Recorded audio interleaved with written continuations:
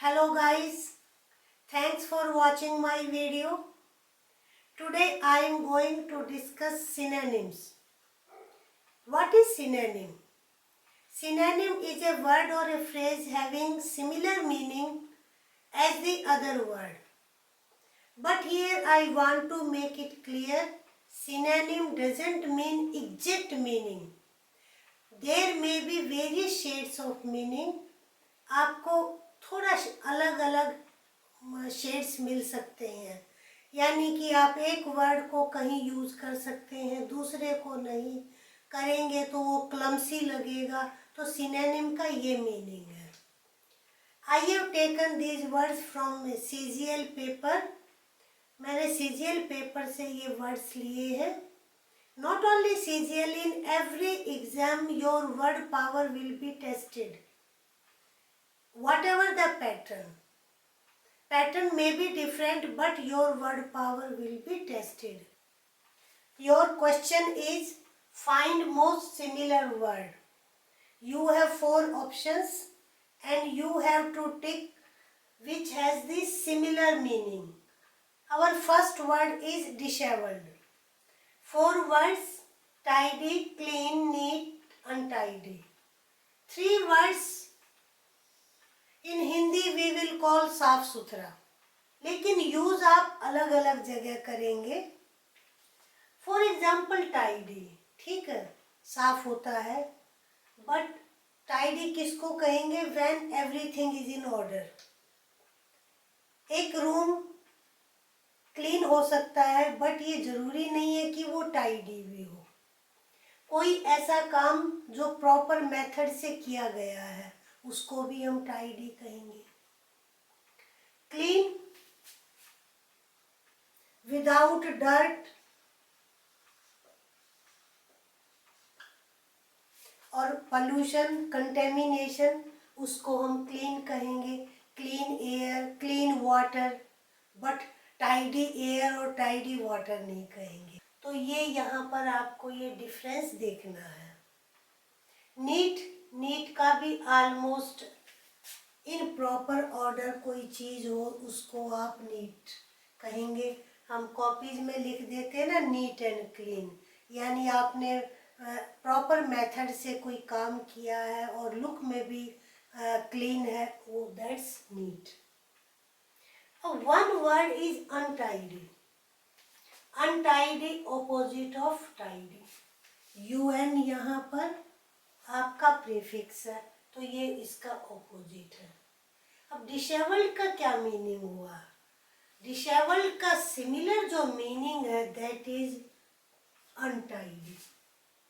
ये mostly hair के लिए, क्लोथ्स के लिए यूज होता है। Second word is venerate. 4 options: despise, disobey, disregard, revere. Despise क्या होता है? Look down. जब किसी को आप इंफीरियर समझ के उसको नीचा दिखाएं या देखें, उसको आप डिस्पाइज कहेंगे। डिसओबे, ओबे का ऑपोजिट। यहाँ पे जो डिस है आपका, ये प्रीफिक्स है। जो दोनों वर्ड रूट वर्ड्स हैं इनका ऑपोजिट बना देता है, तो डिसओबे भी नहीं हो सकता है, डिसरिगार्ड भी नहीं लग रहा है। रेवर क्या होता है? रिगार्ड और रिस्पेक्ट।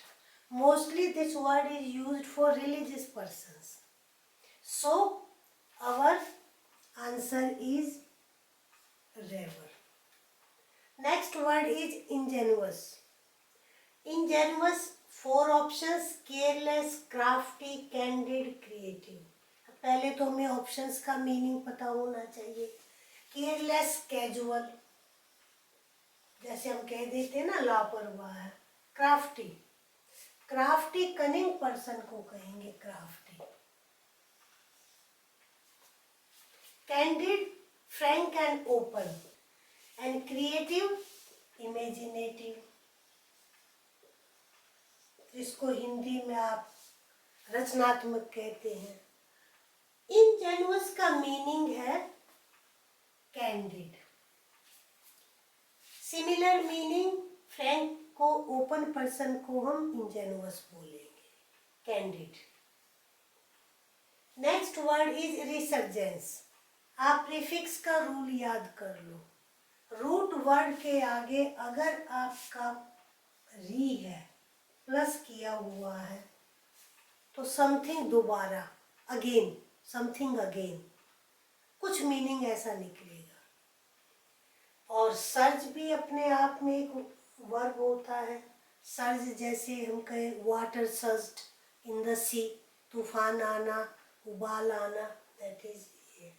अब आप इसका मीनिंग का अंदाज़ा लगाएं, क्योंकि एग्ज़ाम में गैस वर्क बहुत इम्पोर्टेंट होता है।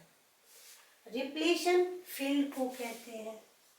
रिप्लीट का नाउन है, रिप्लीशन फील्ड, भरा हुआ हो कुछ। Reluctance, when you are not willing to do something, होता है ना कि झिझक रहे हैं आप, विलिंग नहीं है, दैट इज रिलक्टेंस।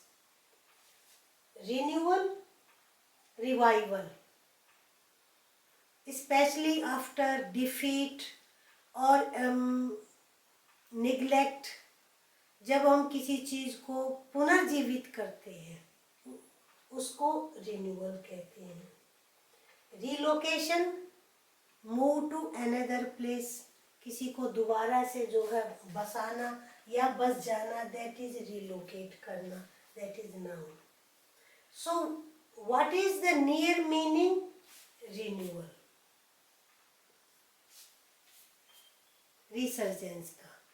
जैसे resurgence of nationalism, resurgence of cultural identity, तो ये आपका रिसर्जेंस है। Damp, wet, complicated, difficult, clear, light. अब ये सिंपल है word, that is wet. Next question, in the following questions, out of 4 alternatives, choose the one which can be substituted. Substituted, replaced, यानी आप उसकी जगह उसको यूज कर सकें, उसको हम substitute कहेंगे। अब your first phrase is highly skilled, यानी जो बहुत एक्सपर्ट होता है काम में उसको हम skilled person कहेंगे। You have 4 words, consummate, inveterate, notorious and maladroit। अब कैसे करें समस्या? इनवेटरेट, डीप रूटेड को कहेंगे, हम कहें inveterate hate, inveterate prejudice. Notorious, widely known specially for bad things, इसका ऑपोजिट आपको पता होगा, famous. That's also widely known but that is for positive things, good things. Notorious for bad things. Consummate, highly skilled, इस phrase से आप consummate को replace कर सकते हैं। Next question, identification of feeling of another, जब हम दूसरे की भावनाओं के साथ अपने आप को आत्मसात कर देते हैं, आइडेंटिफाई करते हैं कि वो भी ऐसे है, तो हम भी फील करने लग जाते हैं something, that is identification. Now you have 4 options. Sympathy, Hindi में जिसको आप कहते हैं सहानुभूति। अब ये यहाँ पर अगर आप एक चीज जान लें तो फिर आपके लिए बहुत इजी होगा। Our root word is pathy, और ये आपकी क्या है? सिंपैथी। सिम आपका प्रीफिक्स है, एम्पैथी। सिंपैथी यानी कि शेयरिंग ऑफ फीलिंग, सहानुभूति। What is empathy? Power of identification with another person. apathy, not interested, the government has apathy for our problem, तो उसको हम apathy कहेंगे। compathy कोई वर्ड नहीं होता है। अब कौन सा वर्ड ऐसा है जिसको आप सब्स्टिट्यूट कर सकते हैं? that is empathy। Next, insatiable desire for wealth, ये आपका फ्रेज है. सिमिलरली फॉर ऑल्टरनेटिव्स, सेल्फिश, तो आप जानते हैं one is interested only in one self, अपने वेल बीइंग के लिए जो इंटरेस्टेड होता है उसको आप सेल्फिश कहेंगे. Generosity, tendency of giving, this word is noun and adjective is generous. कहते हैं ना बड़ा उदार दिल आदमी है, बहुत दान पुण्य करता है, दूसरे को देने के लिए, हेल्प करने के लिए ऑलवेज रेडी रहता है या रहती है, तो उसको हम जनरस कहेंगे. That is generosity. एवरिश,